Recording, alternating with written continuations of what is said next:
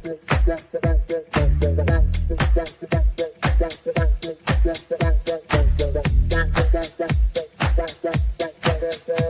Connections Radio presents. Hello, everyone. Welcome to Evelyn's Roundtable. This podcast highlights a host of relevant topics. Our conversations share voices of women of color, Black women veterans and veterans, allies, candidates, and elected officials, entrepreneurs, teachers, students, and others. We also explore important issues and challenges such as grassroots leadership, job training, homelessness, and mental health advocacy, accountability, male inclusion, and civics. Our mission statement is to empower all women. Do you hear me? All women to hold hands as we rise. Well, hello there. Oh my gosh. I am so honored, everybody. You don't even understand who we have here. This guest right here, y'all, is finna set it off for us. And I'm so delighted that he's on here. I'm honored to be on here with him. And he's a veteran like myself, which is prestigious, everybody. You know why? Because veterans get it done. That's why. So, right. So I would really like, Freddie, please tell our audience who's listening right now, and because you're on here is why they're listening, can you please just tell us who you are? Well, hello, it's a pleasure to be here, and I'm honored to be here with you as well. My name is Freddy V. I am the business agent here in Las Vegas, Nevada, representing the Union Ironworkers of Local 433. And 45-year veteran in the United States Navy, and Vegas is my home. And we're on here to share some good things with you guys tonight. Wow. Okay. One more. I just want to hit back on the Navy. So please tell us what you did in the Navy. Can you do that? Okay. So contrasting to being an ironworker, I was a cook, a mess specialist, knowing I was going to get into the building trades when I got out. So I traveled the seas, cooking for my brothers on the ship. And that's what I did for 4 years. And I was 2 years reserves. So that was back in the late 70s and early 80s. So yes, it was an honor to serve our country. Wow. Yeah, I'm Army, of course. And I went in. I went in 85, got out in 92, and I was a light wheel mechanic. So I fixed diesel trucks. Whoa. So that's what I did. Whoa. You should be an iron worker. It was something, because I didn't know what trades was until 2002. And I wish I would have knew more about it, because it went with everything, right? I mean, I already did it in the military. I was a mechanic, so why not? Well, again, I am so delighted for you to be on here, and I want to get into some questions with you. And the first question is, I want to talk about recidivism. I want to go there. And for those that don't know recidivism, we're talking about jail, prison, reentry. That's right. What recidivism we're talking about. But we're using the terms, right? The terminology that's they say it, recidivism.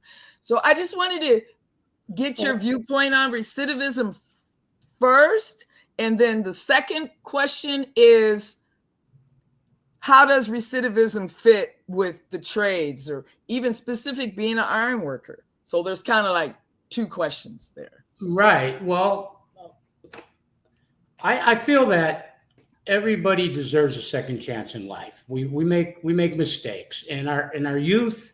Some grow up in an environment with a one family member raising them, maybe a mother. They came up in the culture where their fathers were maybe in gangs, or they grew up without the opportunities and maybe lower lower neighborhoods, and through my life, I had a lot of experience with that, being not real wealthy when we came to this country, when my grandparents came here. And so I grew up in Los Angeles. So I shared all walks of life. I had that great experience. And I seen a lot of that type of life. And I just feel that if we give the kids and the guys that are in jail, or the youth that is maybe juvenile hall, like we talked about before, Evelyn, an opportunity at life. All these kids really need is an opportunity. We had a really, really good program. We called it the Antelope Valley Youth Build before I came up to Vegas. It was in the northern part of California.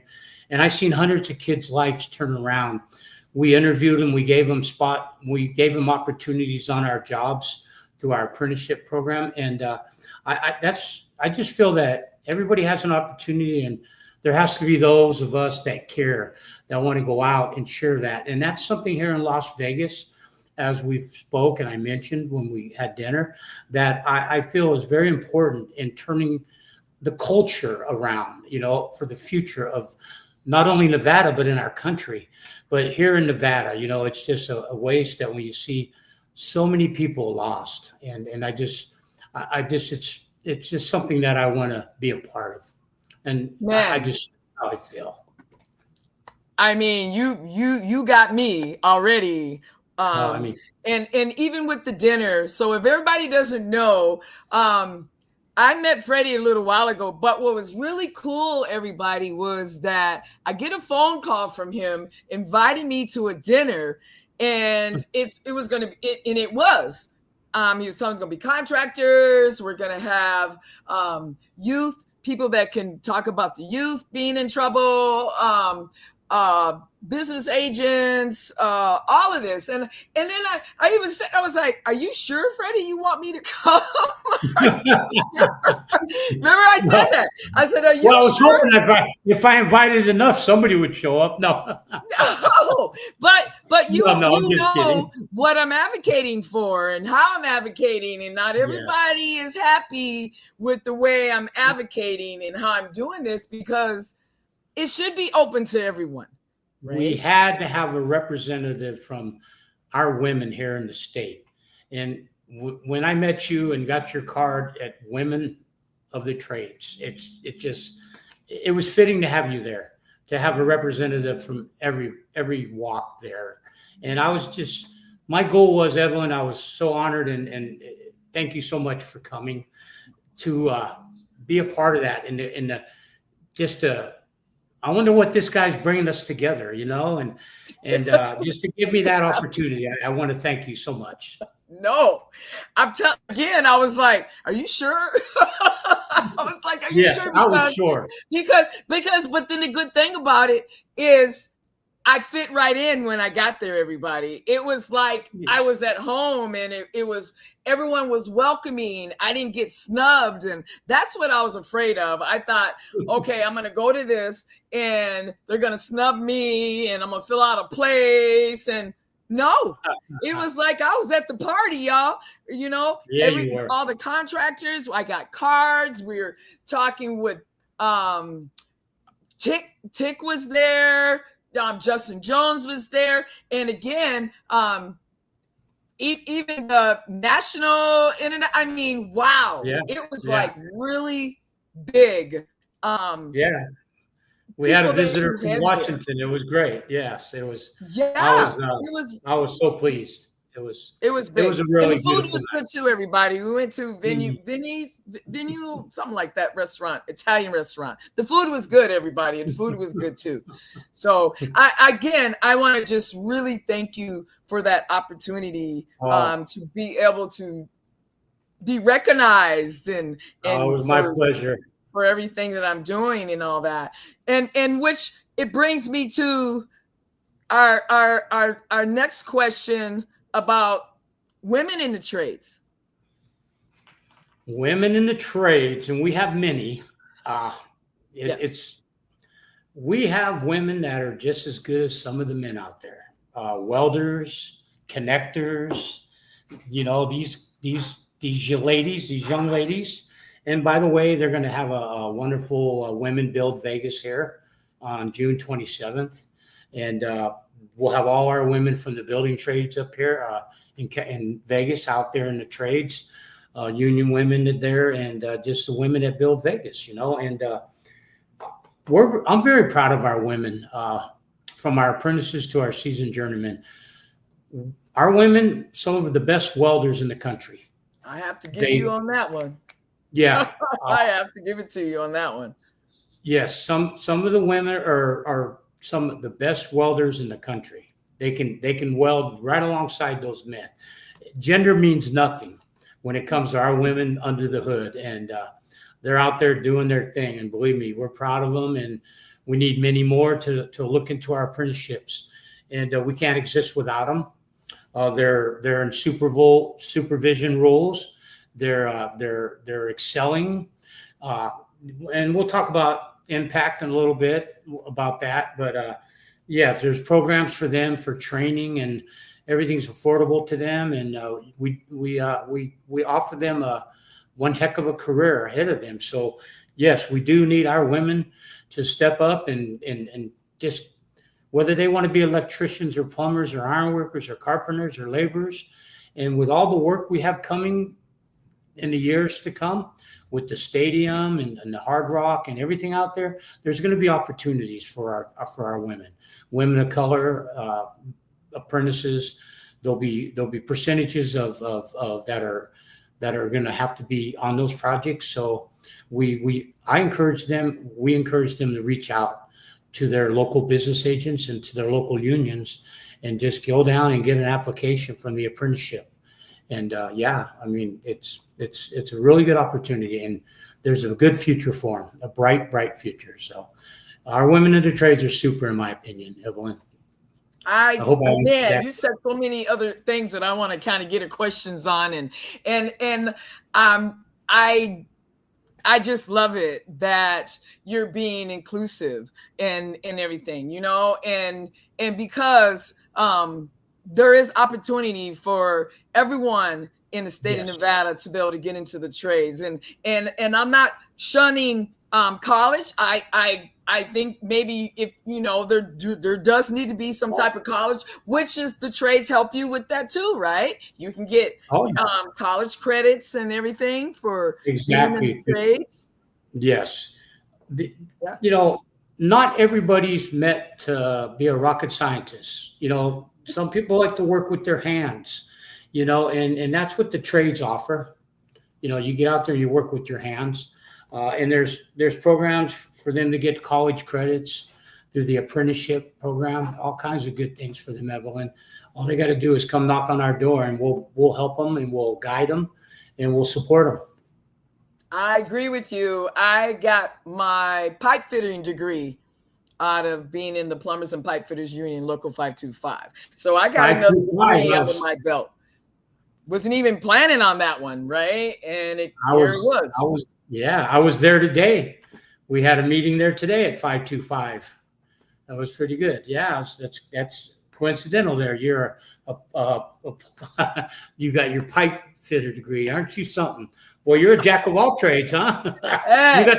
You got some more surprises for me? I don't know. We might. I don't know yet. We're gonna find out though, huh? But I heard about you. No. I just you met your match. No. The trade the trade has been there for me. Yes. I'm telling you, on my first gig out there at Bighorn, where the powerhouse, when you're going to state line on the left-hand side, that was my first gig. And I was that first check I got, and knowing that I was trying to figure out how to pay my rent in a car, and that first check I received was $1,500 for 1 week. Like, exactly. I was done, right? I was sold, because $1,500 a week, everybody, think about that. $1,500 from going to a basic $14 an hour job. Now you're making $1,500 a week, everybody. That's a game changer. Like, seriously. I mean, That's empowerment, right? There's your benefits. And can you talk about impact, since you kind of went there a little bit? Let's kind of get into that. Okay, well, impact is to help the contractor and the members, because you got to come together. You got to meet in the middle. Impact will help our signatory contractors here in Nevada with marketing and all the above in their bid process. Impact is a good thing, and it you apply and it's grants and you don't have to pay it back. So it's like it's money for small business to deep into the help them create and be able to compete in today's market. That's a lot to do with impact. And we should have my buddy on sometime. He'd be able to really give you a good interview. But impact's a good thing for the unions and for the contractors. And if it has to work for the contractor and the men, it's not just one or the other. It brings us together. Thank you. It works for everybody. And just you talked about the $1,500 a week. Just to touch that for 1 minute, so we don't forget the benefits that you receive with that $1,500. That you have insurance and all that stuff. And I'm sure we're going to touch on that in a little while. So I'll just leave that alone. But impact's a good thing, a great association, a great organization, as you heard from our representative that came all the way from Washington and showed up at my dinner. That was amazing. I felt so privileged, so honored. Little old me that big stuff was there. It was so neat. It was neat. It was a great night for everybody. Like you mentioned, Tick and Justin and everybody that showed up, and to just see our part of the world and to give them what our vision is with our children, with our projects coming, to keep our money here in Nevada, right, Evelyn? Yes. Keep our money here and give our women and our men and our children an opportunity here in Nevada to have a future. Not a job, but a career. That's what you have to remember, Evelyn. It's not a job, it's a career. And if you have a career, you always have something to fall back on. And the best thing about being in the trades, as you could testify, let's say you want to work 10 years in the trades and then start your own business, or you want to take that money that you earned working in the trade, whatever trade it might be, then you want to venture off and start a business. That gives you that opportunity to where, if you need to have a career, jobs end. Jobs end. I like that. When jobs end, but when you always have that opportunity in that union card, and we have a right to work state, and that's great, but the security of having a union card and being in a trade and having a profession, and you're trained from apprenticeship up to be a journeyman, you're a professional at that trade, and you can start your own business, like I said, and go from there. You stay in the union and become signatory, bid on contracts. I mean, it's amazing. So it's something that our women and our men and our youngsters our women need to take what we're saying, what you're sharing with them. This is a good subject tonight. They need to take it serious and give themselves an opportunity to do whatever they want in life.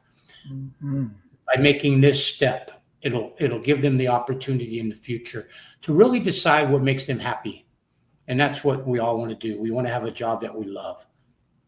So I from there, that's how I feel about it, and it's like with the children, give them an opportunity, give them something they've never had. Let them make that choice and be there for them, support them, be that big brother, be that big sister, because doing kind gestures, it makes you feel good. You do a kind gesture and it just makes you feel good about yourself. You know what I mean? So that's all I want to do. If I left any kind of mark, I want to be remembered as someone that cared about people and cared about bettering our community and bringing people together. And that was my whole point of that dinner. It didn't matter where you were from, what you looked like, whether you were a commissioner or you were a plumber or an iron worker or a contractor, or you were a general contractor. We had some of them there, some big contractors here. Yes, you did. Nevada. and let's give them a shout out, and it was good. And we had invited, we had a representative from the Justice Juvenile Department, and Yes. I'm honored, Evelyn. The next day after you invited me to be on your podcast, your radio, I got a call from the Department of Justice, and now they want to sit down with me so I can share what I was sharing at the table about giving our youth an opportunity to go down this road instead of going down that road, being in jail. Because if you give them an opportunity to do something else, then they're going to make a better choice. I agree with you. And I got asked, Nevada Women in Trades got asked to go to Ruby Duncan Elementary last week. Yes. I went, and to me, that's humbling for me. I believe that keeps, I'm just speaking about myself.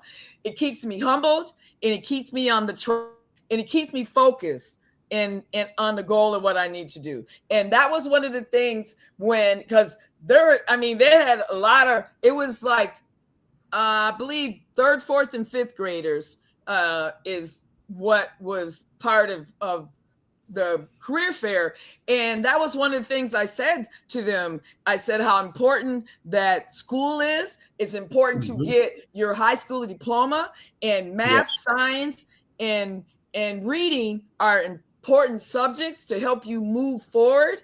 And I told them that it's important that you're listening. And I had my tools that I had from the job, so my welding hood and all these tools. And I even passed around my business cards because I talked about being an entrepreneur to the kids and how important business cards are if you're an entrepreneur. I talked about front and back of the business cards too. And because people look at the back of the card before they look at the front of the card to see what you have on the business card.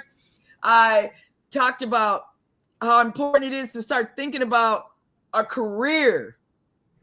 And I said, no pun, but not McDonald's, y'all. McDonald's is in there, but that's not a career. That's not a career. No. We're talking about having mortgage, car, and hey, to be able to go to McDonald's when you want to go to McDonald's, right? Yes. And I agree with you. I feel that we need to be talking at elementary. I get what the high school, I get that, right? To me, I think we're missing the boat. We're missing it. We need to be going to junior high and getting in all these career fairs. Anybody that's having them, we need to be right there, up front and center. Because to me, planting a seed, right? Isn't that what you're talking about? Isn't that what you did for the dinner? We are involved in job fairs at the high school level, and it was the high school level that we've been at basically.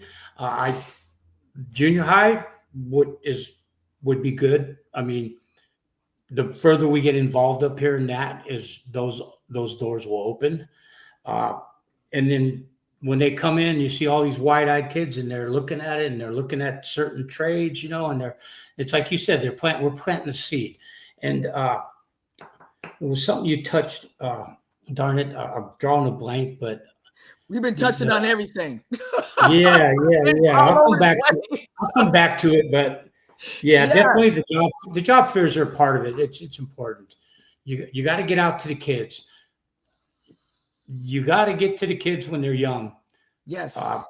I've had that conversation with a judge in town here 10 months ago. I was at a dinner, and like, what do we do to get the kids turned around to, and it's like you being a big sister, me a big brother, because it sounds like they'll listen to you and me.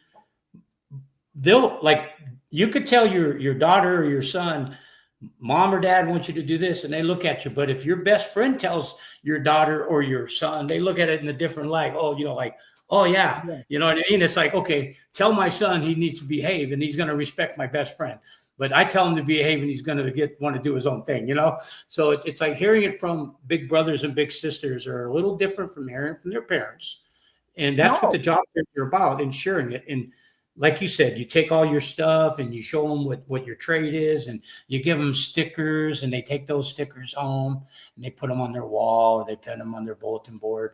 Or at least we used to have bulletin boards in our days, right? Or my day. But yeah. I mean, it all starts with the youth. All starts with the youth. It is. And if we want to go a little bit deeper, I even say I'm joking when I say it, but I'm actually serious. That's our Social Security. That's our pension. That's our future. Everything. If we do not get the youth ready, then what? Yeah, they have to be ready. If we don't prepare them. We're not doing what we're supposed to be doing if we don't start with that. And it's just something, because I'm like, wow, I went to the fair there, but it was like a 2-week, 3-week thing. And I went, okay. But they want to do it next year. And I'm definitely going to invite you to the table, because I think it's just beautiful, because I was looking around and they had solar. Of course, they had fire. They always do the fire truck. They always do the police car. And I'm trying to say, let's not do those. I mean, that's no problem to do them, but I'm saying, where's the trades at? Why can't we do some other planning seeds, and not do the typical, okay, do CNA, and I'm not saying there's nothing wrong with any of that, but I'm saying, to me, the more choices that we give someone is better. And that goes back to my recidivism. I am doing monthly talks to the women in North Las Vegas jail. And and that, talk about being humbled, right? And I say all the time to them, choices, right? Because even with my ladies, with my class, I think you need to seek out all the trades, not just, I got this one trade I want to do. No. To me, I think you need to seek out at least 4 trades. That way you have choices, right? Mm-hmm. And you don't get hurt if you don't get that job. More choices, the more opportunities, the more chance that they'll find something that they really love. You're 100% correct on that. Yeah. Invite me to one of those jailhouses. I would love to talk to the women or the men. They have give them a little, share some stories with them. We all go through tough times in life, and we're not all perfect. So, we got to remember that. And all they need is that big shoulder, that push, that little push, that opportunity. So I'm on board with you. I think that's why we hit it off. We're on board with it. You know what I mean? Well, we're you haven't thrown me off the show yet. No. No, and I want to go back to the legacy, because I believe that's what you were talking about.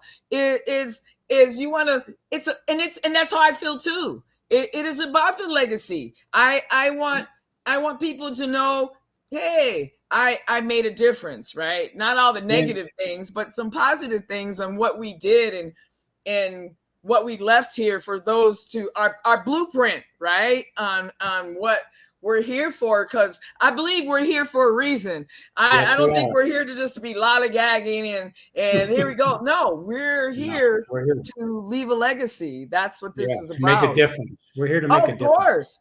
And I want to go to benefits. Okay. The benefits of being in the trades. Oh my gosh. The benefits. The benefits are terrific. Insurance is none better than the insurance to have babies. The insurance, your pension when you retire, you have money coming in for the rest of your life. Annuity for every hour besides your wage and all that, money goes into the bank for you. Your vacation checks every 3 or 4 months, just an extra, because we don't have paid vacation. When we're off for a week or so, we're not getting paid. So that's kind of like our vacation. But every 3 or 4 months, that extra money goes in the bank. We might get an extra check enough to buy a new washer and dryer, enough to put a down payment on a new car, you know, that those. So the benefits are just tremendous. I mean, tremendous. Annuity, insurance, health and welfare, retirement, pension. What are you looking for? Are you looking for to work for a company and spend 10, 15 years with that company, and then that company goes bankrupt and you got nothing to show for it? In the trades, in the union trades, you have something to show for all your time and effort that you put into that. You know, you don't want to be left, you know, Johnny's carpet service decides we're going bankrupt and we're gone. Well, where was my retirement plan? So that's what you have to think. You have to look at the big picture. Yes. Where are you going to be in 20, 30 years from now? I know when I retire, I don't have to worry about things. Isn't that why we work all our life?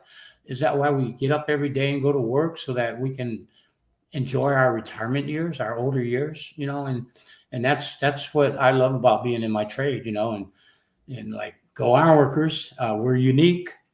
Not everybody does what we do. Nope. And when you drive, like you said, when you drive through the town or through the states and you look at stadiums, and I built the Spruce Goose Dome 30 years ago.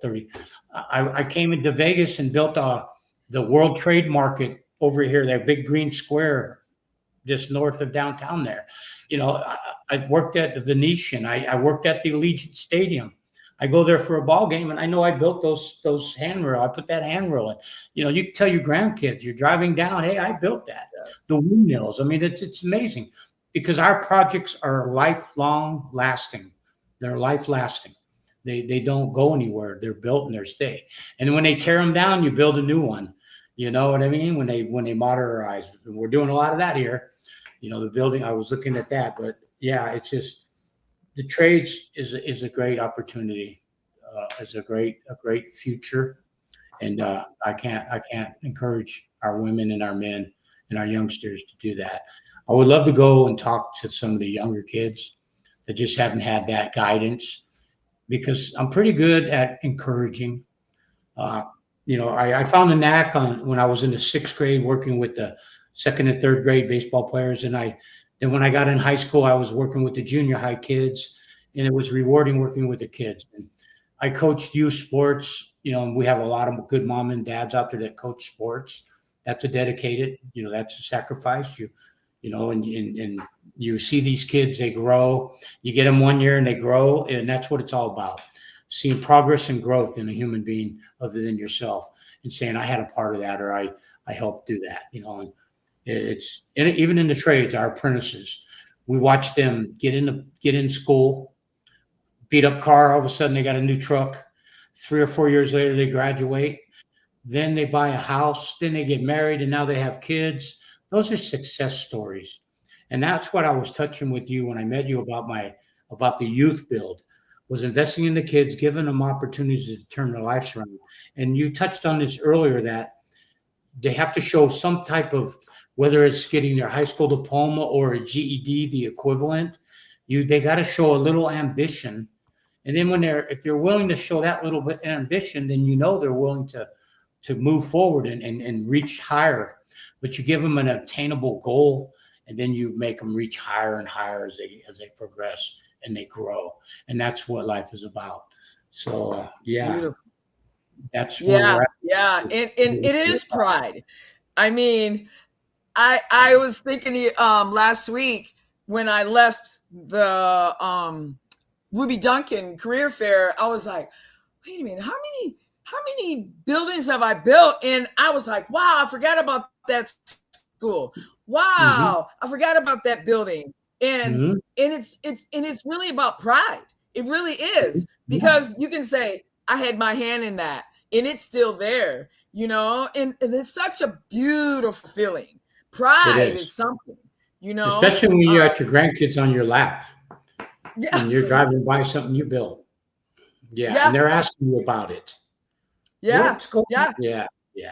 It's beautiful. Even at the government building downtown where they have court and everything, there's a water fountain on that first floor there, the only water fountain on that first floor. And I was third-year apprentice, and I grazed and piped all the way up to that water fountain. And every time I go by, I'd be like, I did that, you know? And then one time I seen the maintenance men that was in the building, right? And they were standing by the water fountain. So, you know, I went over there and said, hey, I did that. Did you know that? Did you know? Well, of course. They're looking at me like, what? What do you mean? What are you talking about? I'm like, no, this is important. Y'all don't understand. Yeah. I did that. You know, it wasn't like they did it, you know, Yeah. and everything. And so I want to go back to being an iron worker. Like, how many years does it, the apprenticeship? First of all, how do you do the apprenticeship, and how many years is it? Okay, so let's start from the beginning. Yes. They reach out to the apprenticeship that they're interested in, the trade. They get on a list, and then they show the qualifications. There's minor qualifications: high school diploma, driver's license, you know, the basics. You don't have to be a college grad to get into trades. Okay. Nope. And then you start off as a first period. Different trades have longer apprenticeships. Some might have 3 years, some might have 5 years. We have 4 years.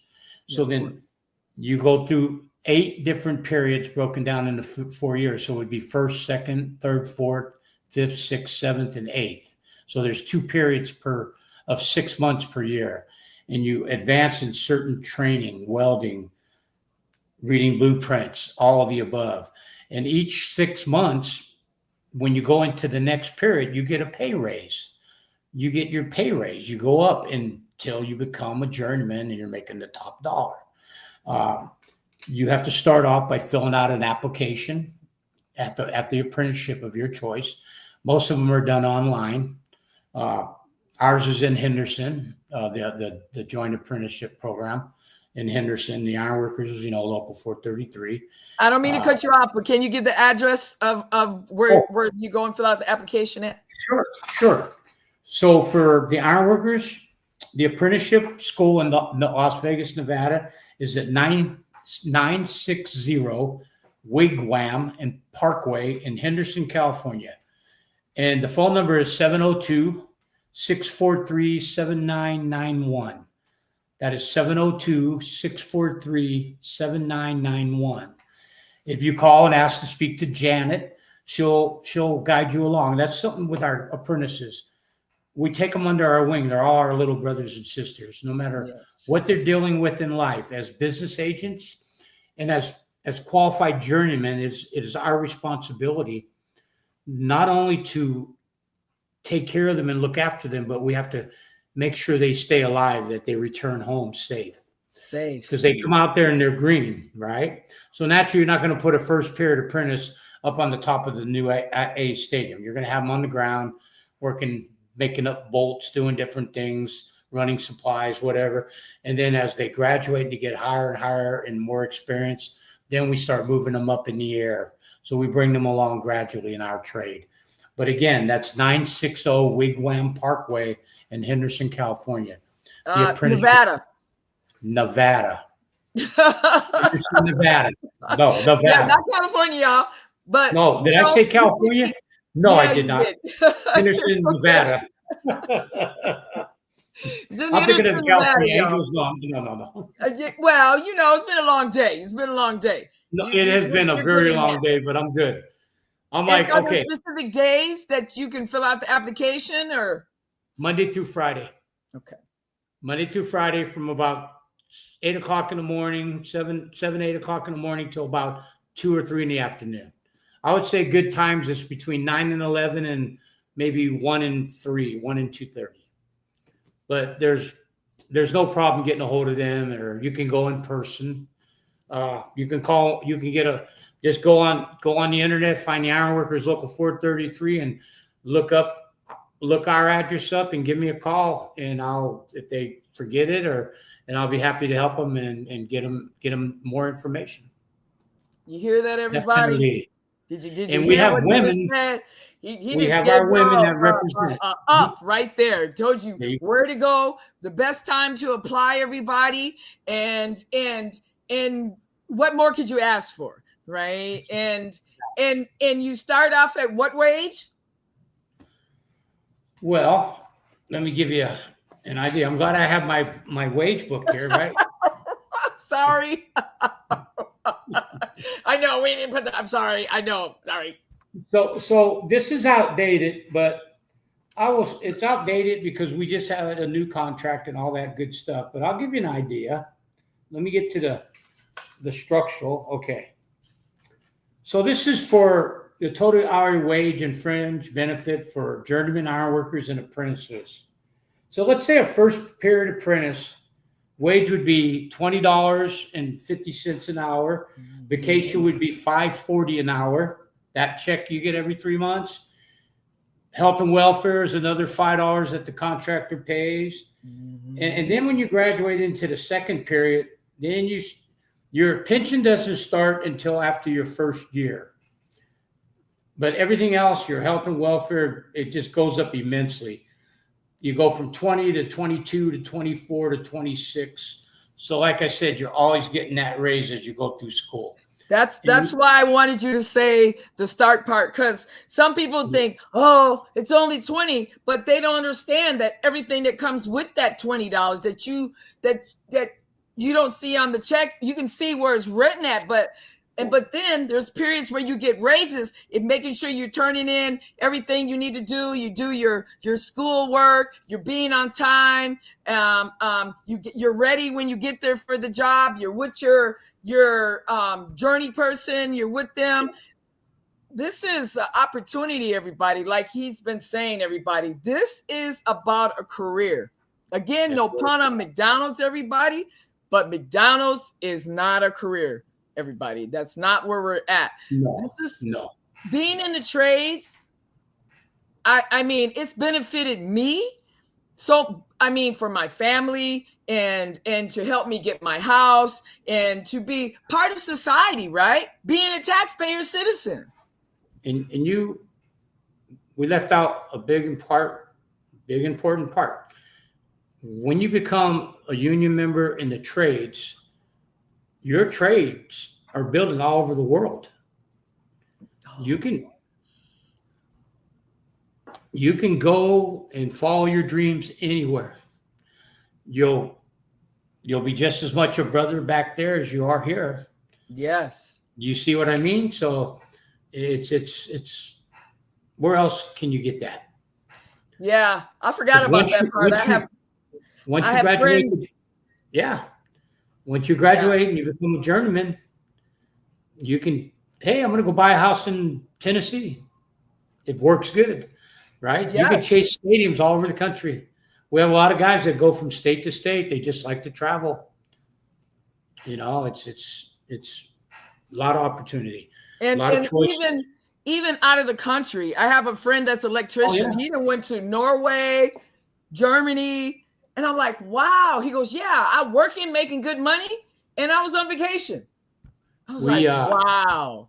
We have guys that have been over in Israel for the last year or so. Oh, wow. Yes.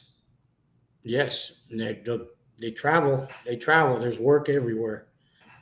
Opportunities. Yeah, this is very beautiful. Serious consideration. We shared a lot. We're sharing a lot of information that is a lot of knowledge with them. And I just hope that all our listeners, all your followers out there are taking this very serious and giving themselves, I hope that we're helping them, giving themselves an opportunity to better themselves and to do something they love. And that's why I hit on all the subjects of, the recidivism and how it's important that we leave no one.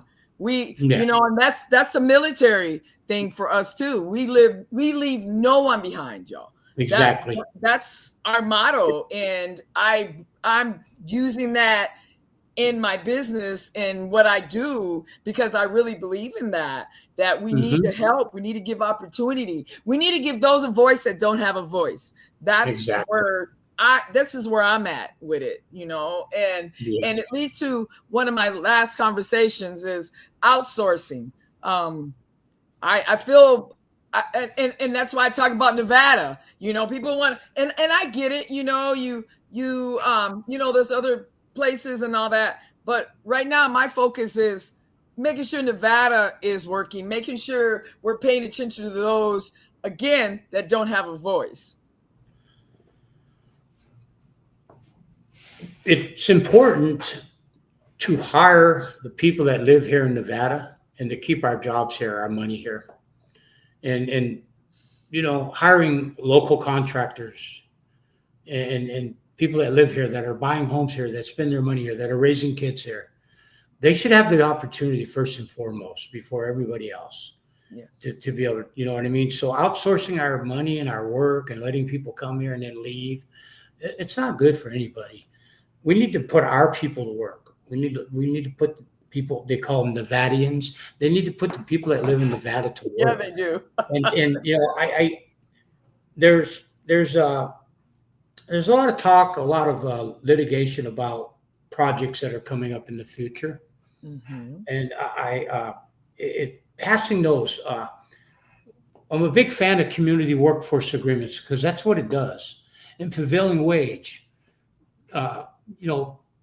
because prevailing wage pays you what you deserve to be paid.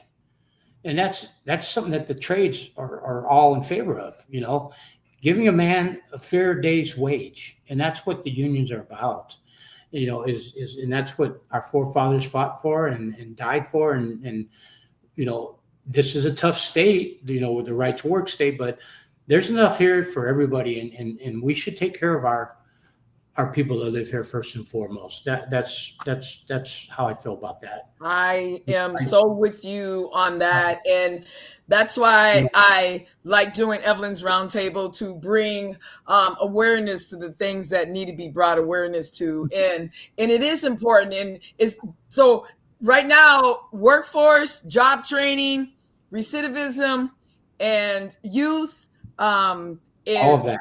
Childcare, that's all goes together. Yes. Yeah, because you can't have one without the other, everybody. No, you can't get them a job if they don't have daycare to help with the babies. You can't, we got to walk into them right now. And that's what that dinner to me was about, Evelyn.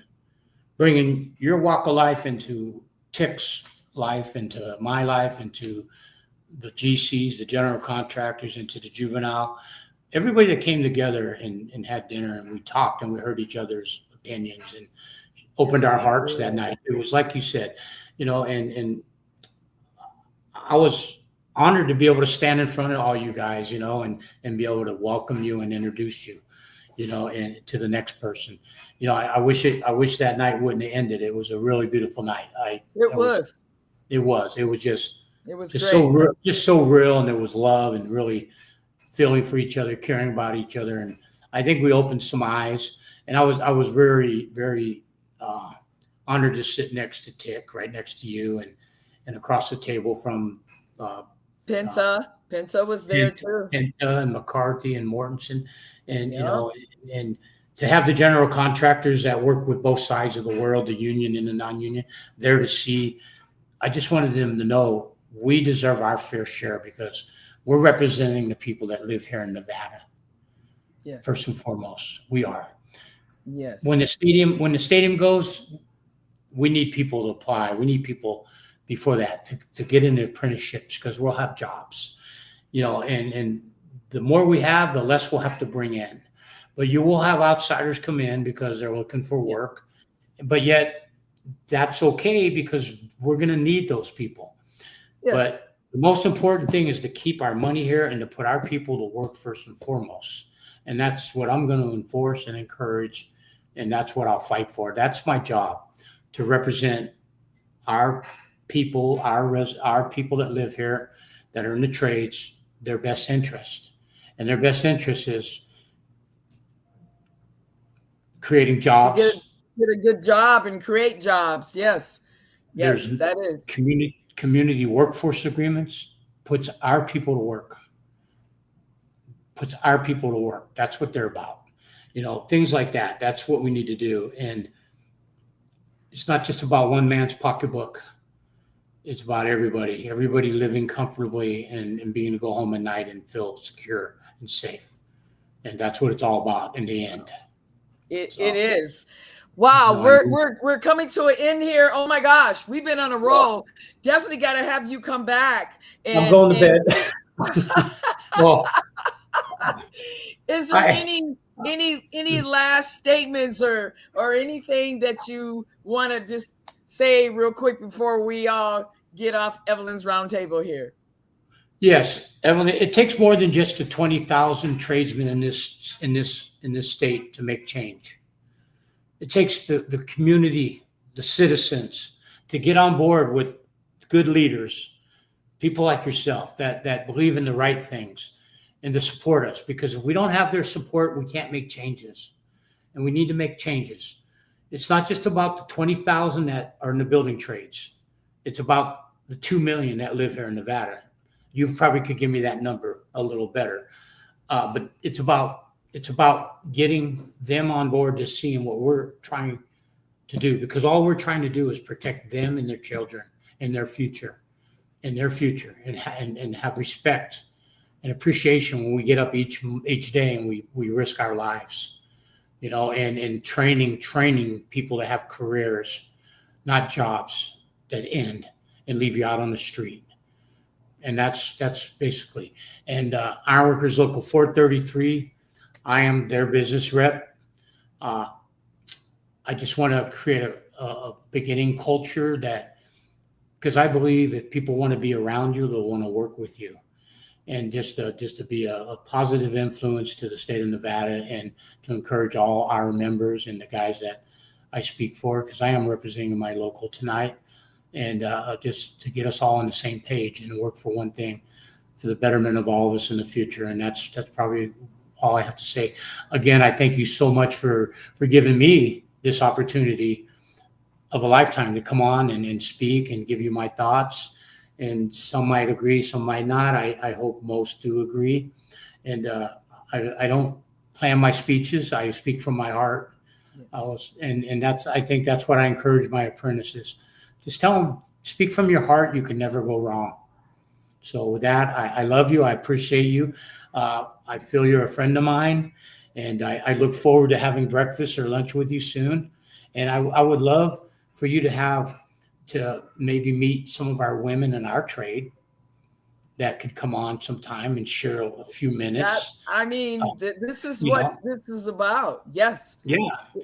It's about spreading the word and everybody on here. If you came in on the little part of it, or you've been through you were on here for the whole time, please spread the word about Evelyn's Roundtable. And we're about giving out information. We're about making sure we're taking care of Nevadans. And again, I want to thank you, Freddie, for coming on here. And welcome. You're going to be invited again because. Wow, it's not over. We don't open up the door for a bunch of more questions, I'm sure, and everything. And again, welcome to Evelyn's Roundtable, everybody. And I just want to bring up Nevada Women in Trades, and check us out at www.nevada.wit.org.